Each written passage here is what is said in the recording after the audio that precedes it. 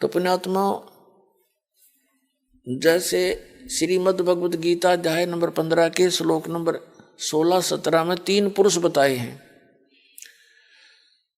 एक सरपुरुष, एक अक्षर पुरुष। सरपुरुष तो ये ब्रह्म है, 21 ब्रह्मांड का स्वामी है, बस इतना ही भगवान है, इतना ही प्रभु है यो। और अक्षर पुरुष यो 7 शंख ब्रह्मांड का, नील पद्म शंख, 7 शंख ब्रह्मांड का स्वामी है, इतना ही प्रभु है। और वो तीसरे नंबर का जो गीता अध्याय नंबर 8 के श्लोक नंबर 1 में अर्जुन ने पूछा कि आप जी ने 7वें अध्याय के 29वें श्लोक में जिस तत्ब्रह्म के बारे में जानकारी दी है, वो तत्ब्रह्म कौन है, क्या है, उसके बारे में 8वें अध्याय के 3 श्लोक में गीता जी में गीता ज्ञानदाता कहता है कि वो परम अक्षर ब्रह्म है। गीता ज्ञानदाता से अन्य है वो परम अक्षर ब्रह्म, वो पूर्ण परमात्मा, सत्य पुरुष, पूर्ण ब्रह्म, परम अक्षर पुरुष कहो, परम अक्षर ब्रह्म कहो। तो उसको तो यहां जो 15वें अध्याय के 17वें श्लोक में कहा है कि उत्तम पुरुष है तू अन्य। 16वें श्लोक में 2 पुरुष बता दिए, सरपुरुष और अक्षर पुरुष, और इनके अंतर्गत जितने भी प्राणी आते हैं वो सभी, ये भी इनके अंतर्गत जितने प्राणी वो सभी नाशवान हैं, लेकिन आत्मा किसी की नहीं मरती, वो तो विषय अलग है, गधे की बिना मरती बात है।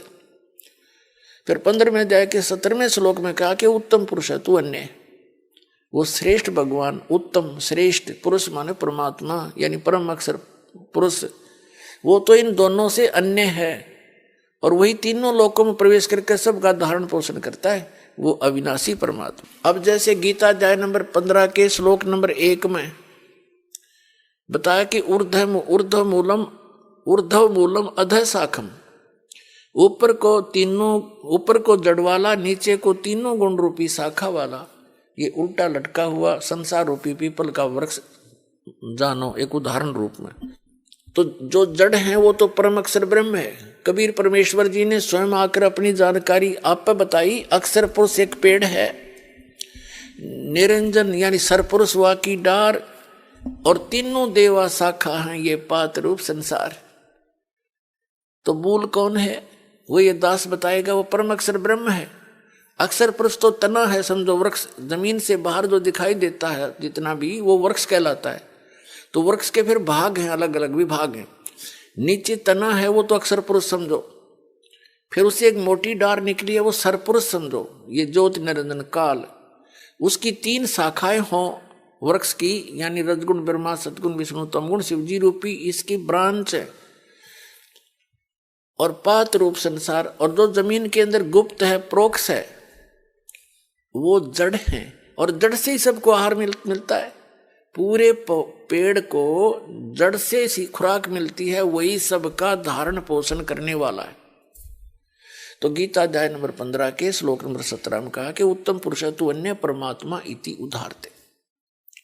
यह लोग तेरे में आविष्य विभर्ती, वो तीनों लोकों में प्रवेश करके सबका धारण पोषण वही करता है। वो वास्तव में अविनाशी परमात्मा है।